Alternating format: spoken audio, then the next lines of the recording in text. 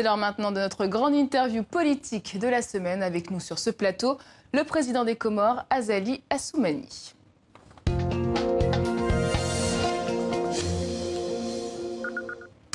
Les Comores, 800 000 habitants. Ces derniers mois, l'archipel a fait la une de l'actualité. Réforme constitutionnelle, violence sur l'île d'Anjouan, la pression migratoire toujours aussi palpable à Mayotte.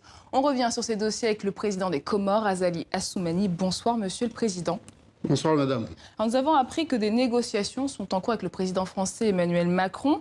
Il est notamment question de Mayotte. Sur quelle base négociez-vous? Écoutez, les négociations sont... D'abord, merci de cette invitation.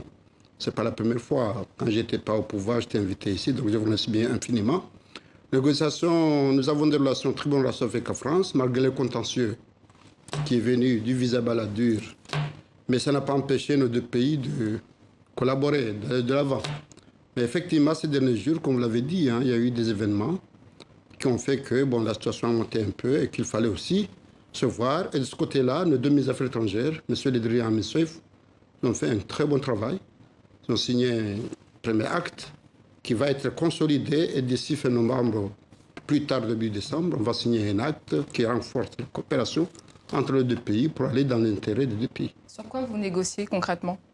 La négociation, il y a une négociation classique. On est en train de voir comment nous accompagner dans le cadre de la coopération, dans le cadre économique, parce que nous avons prôné ce que nous appelons l'émergence des Comores d'ici 2023. Donc on a besoin de l'appui et du partenariat de nos bailleurs, parmi les premiers lesquels la France, qui nous a toujours soutenus dans ce domaine-là. Donc ça va aller dans ce sens-là. Et demandez-vous le changement de statut de Mayotte, par exemple? Le changement de Mayotte, je l'ai toujours dit, que c'est pas moi. Il n'y a pas encore un Comorien qui est né, qui accepte que Mayotte ne soit pas comorienne. Ceci dit, on nous a mis devant un fait accompli par M. Balladur avec son visa en 1994, qui a fait que vous parlez d'une façon qui n'est pas la bonne d'immigration. Ce n'est pas une migration. Pour nous, c'est la circulation des personnes dans leurs îles, mais avec ce visa-là qui nous oblige à prendre des visas pour aller à Mayotte, c'est à partir de là qu'effectivement, il y a des gens qui partent sans passer par l'ambassade et qui a que le problème en vit maintenant. Et justement, qu'attendez-vous de la France? Qu'elle reconnaisse enfin que Mayotte fait partie des Comores? Ah, tout à fait. Ce serait vraiment un vœu pieux. Et nous, effectivement... Vous négociez ça actuellement avec Paris? Tout est négociable. En tout cas, l'ancien président Mitterrand a dit que c'est un contentieux désagréable. Il faut qu'on y trouve une solution. Et je pense qu'on est d'accord qu'ensemble, il faut s'asseoir pour trouver une solution qui satisfasse aux deux parties. Alors j'aimerais vous montrer cet extrait d'un reportage tourné par nos journalistes à Mayotte. On regarde et on commente juste après. Infrastructure dégradée ou insuffisante et pour les moins chanceux, une case en tôle sans eau ni électricité. Nous sommes à Kaweni où se trouve le plus grand bidonville de France. La majorité des habitants sont des clandestins qui espèrent trouver l'Eldorado. À Mayotte, un habitant sur 4 est étranger. Des dizaines de migrants arrivent chaque jour. Les infrastructures ne peuvent pas suivre. Saïndou et Frahati vivent ici avec leurs 6 enfants. Mes enfants dorment ici. Et moi, c'est là-bas avec mon mari. Vas-y, tu peux y aller. Regarde. Ma vie est très difficile.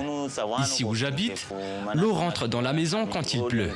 Je suis obligé de rester éveillé pour être sûr que la maison ne s'effondre pas. Mais si ça arrive, c'est la vie. Saïndou a quitté les Comores il y a bientôt 15 ans dans l'espoir d'une vie meilleure pour lui et ses enfants nés à Mayotte. Mais l'Eldorado est encore loin. Sans papier, il est obligé de travailler au noir. Je prends ce que je trouve, tout ce que Dieu me donne. Si je sors et qu'on me dit « porte ça et dépose ça là », on me donne 2 €, je le fais. Malgré leur désillusion, Saïndou et Frahati ne veulent plus revenir en arrière. Comme pour de nombreux Comoriens, Mayotte est leur pays, avec ou sans papier. Monsieur le Président, quand vous voyez ces images, qu'est-ce que vous vous dites? C'est quand même dommage. La conclusion que Moroni, c'est notre pays, et quand on est à Mayotte, enfin Mayotte, c'est notre pays, on est aux Comores. Mais ce qu'on constate là, effectivement, c'est quand même dommage. Parce que, comme ça a été dit, c'est des gens qui pensent, en allant à Mayotte, d'avoir de l'Eldorado. Les résultats sont là. Nous, ce qu'on essaie d'expliquer à nos partenaires français, nonobstant ce problème contentieux politique, parce qu'il est politique, à nous aider à faire en sorte que les déshydratats des jeunes Comoriens pour aller à Mayotte, qu'ils puissent les trouver ici. Hein, pourquoi pas des soins, parce qu'il y en a qui partent pour des soins. Mais pourquoi c'est Pourquoi pas des études, parce qu'il y en a qui partent pour des études. Pourquoi pas faire en sorte qu'il y ait des emplois pour que les gens aient quelque chose à faire pour ne pas prendre le risque d'aller là-bas. Mais pourquoi ces Comoriens qu'on a vus préfèrent vivre dans cette misère plutôt que de retourner sur la grande île, ou à Ouanjouan, ou à Moélie? Bon, vous savez, il faut leur poser la question. Vous savez, la nature, enfin l'être humain a toujours voulu plus qu'il n'en est. Hein, je pense que ce que vous avez vu là-bas, venez à Moroni, à Moélie, en juin, effectivement, ces gens-là, ils ont peut-être le complexe de ne pas retourner parce qu'ils n'ont pas ce qu'il faut. Mais je pense qu'à Moélie, en juin et en Grande Comore, on vit mieux que ce qu'on voit là-bas. Donc ces gens-là, ils sont partis il y a 15 ans, c'est vrai, ils sont sur le complexe. Est-ce qu'en revenant, j'aurai autre chose? C'est ce que nous avons essayé de faire, de leur dire que malgré que vous êtes chez vous et comme vous n'êtes pas bien, revenez, parce qu'on va trouver du travail pour vous. On va trouver des conditions de vie meilleures que ce que vous êtes en train de faire. Justement, sur le travail, les Comores affichent un taux de chômage de 40% en 2 ans. Quelles ont été vos avancées? Par exemple, combien d'emplois vous avez créés en 2 ans? Bon, le taux de chômage, c'est pas... Ce sont des chiffres de la Banque mondiale. Oui, mais de quelle année? Parce que, effectivement, quand on est venu aux Comores, il n'y avait pas d'électricité. On a vécu 10 ans sans électricité.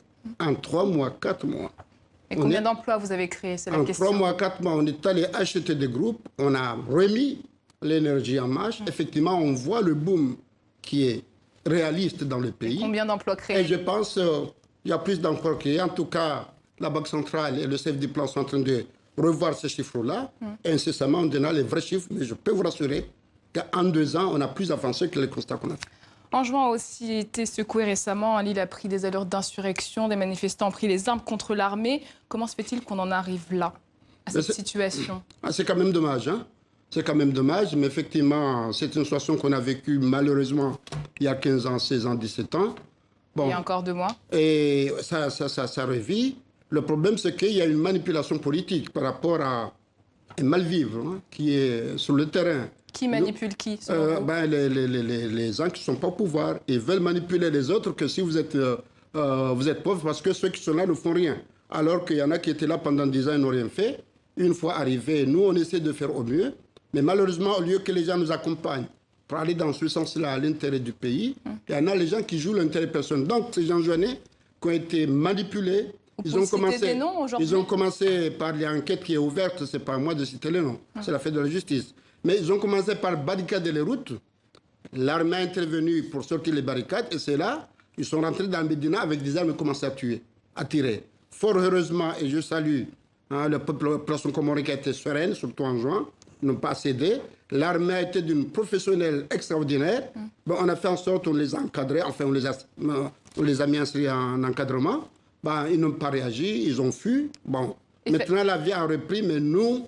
on veut retrouver les armes pour qu'on puisse être tranquille. Faites-vous un lien entre ces heurts et la réforme constitutionnelle qui a été contestée en juillet? Ce n'est pas impossible, parce que c'est des choses qu'on voit partout malheureusement. Bon, nous, je pense que le combat des urnes est mieux que le combat dans les rues. Donc, il y a eu des élections, un référendum, on a appelé, les gens ont boycotté. Pourquoi ils ne sont pas venus? Comment vous expliquez cette contestation, justement? C'est à eux d'expliquer, parce que ce sont des assises nationales recommandées par la société civile et par les aînés de ce pays, des Comores, pour faire le bilan de 42 ans d'indépendance. Moi, j'ai pris le risque d'accepter ces assises pour écourter mon mandat, pour aller aux élections.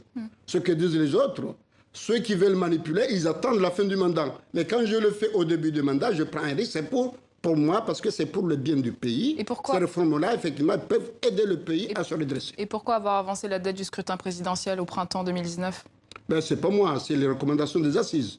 Nous avons des assises qui sont passées en référendum, le référendum a passé. Il y a des dispositions transitoires qui disent que d'ici le mois de juin, les élections anticipées des présidents des gouvernements doivent avoir lieu. Effectivement, c'est sur les recommandations des assises passées en référendum. C'est le peuple qui s'exprime ainsi. Et vous serez candidat en 2019? C'est trop tôt pour le dire parce que j'appartiens à un parti et puis à une majorité présidentielle. On est dans une majorité présidentielle. Le moment venu, on va se consulter pour voir qui sera le meilleur candidat. Mais si c'est moi, pourquoi pas. Mais pour le moment, c'est trop tôt pour le dire. Et une dernière question. Votre principal opposant, Abdallah Sambi, est en prison. Donc, au printemps 2019, il y aura la présidentielle anticipée. Comment vous comptez apaiser le jeu politique avant cette échéance? Bon, lui, il n'a pas été en prison pour des raisons politiques, hein, parce qu'il est en prison avant même les assises, avant même le référendum, donc ça n'a rien à voir.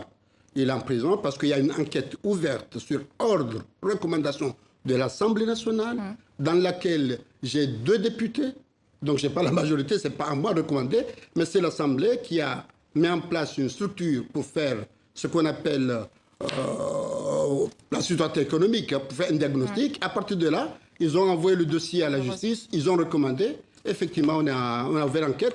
Il a été cité. Bon, c'est la justice qui a décidé son encarcération, mais ce n'est pas moi. Merci. Azali Assoumani, président des Comores. Merci d'avoir répondu aux questions de TV5 Monde. Merci.